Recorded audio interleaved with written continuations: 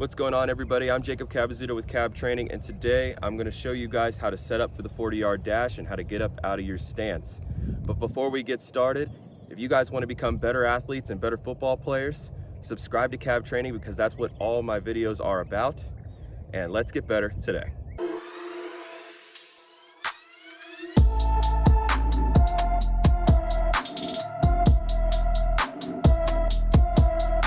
A lot of what I am presenting to you in this video is from other YouTube videos and other speed coaches' information that I'm referring to, and I'm doing my own little wrinkles so it can be most fitting and get you guys off the line and get you a faster 40 time in general. So what we're going to start out with is a starting line with two cones, very thin lane so you guys can run straight, and I only put cones for our first two steps. So your first step out of your 40-yard dash stance is going to cover exactly 1 yard. Then the second step is going to cover just a little bit over 1 yard. So we got it at about 2.05 yards for that second cone. And what I'm expecting of you is as you get out of your 40-yard dash stance, step one lands here, step two lands here. So with that being said, let's start out with our stance. So the first thing you guys want to do when you step up to the line is I want your toes right on the line. So imagine a white painted line drawn right across here. Your toes are going to be right at the end of that line.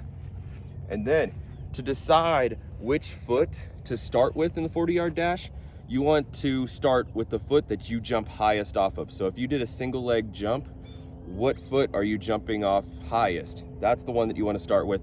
Or easiest answer is what foot do you feel most comfortable with? For me, it's going to be my left foot. So when I set up for my 40-yard dash, my left foot is going to step back first to where my toe is even with my heel. Then from there, I walk my right foot to where my right toe is even with my left heel. Now, while I'm standing in this position, I want you guys to see where my feet are, okay? I don't want my foot outside here, or I don't want my foot right here.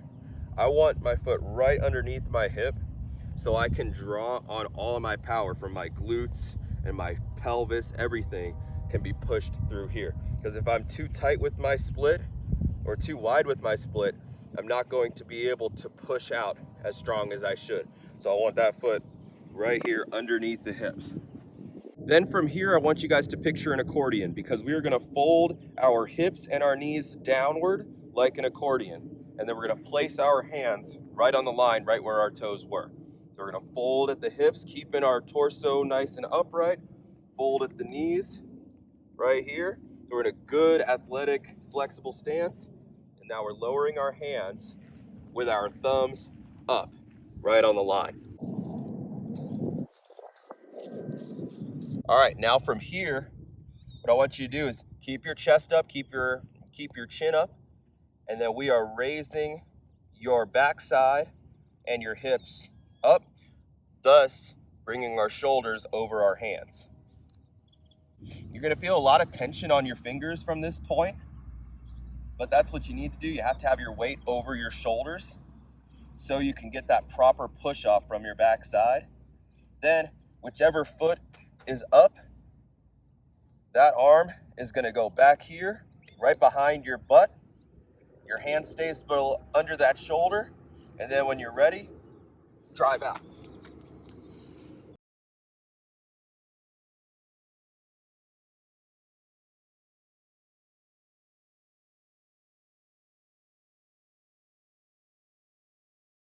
See, a lot of people ask me, which foot do I push off of? You're really pushing off of both feet here. One of the coaches, I believe it's Les Spellman, taught me the 2-foot push through one of his courses. And so when we get in our stance real quick and we get down here, we are jumping out almost like a broad jump. If you guys don't know what a broad jump is, you guys can check out one of my old videos and check that out. But a broad jump is we're really just jumping out forward as far as we can, but we're jumping off of both feet to explode out of our stance. If you push off one foot, you got 1 foot strength. If you push off your back foot, you still got 1 foot strength.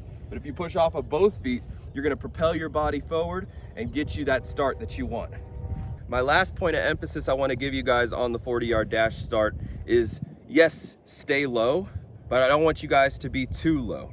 You gotta stay in that tunnel. Don't rise up right off the bat. There's really no set yard where you want to begin to start popping up during your 40-yard dash sprint.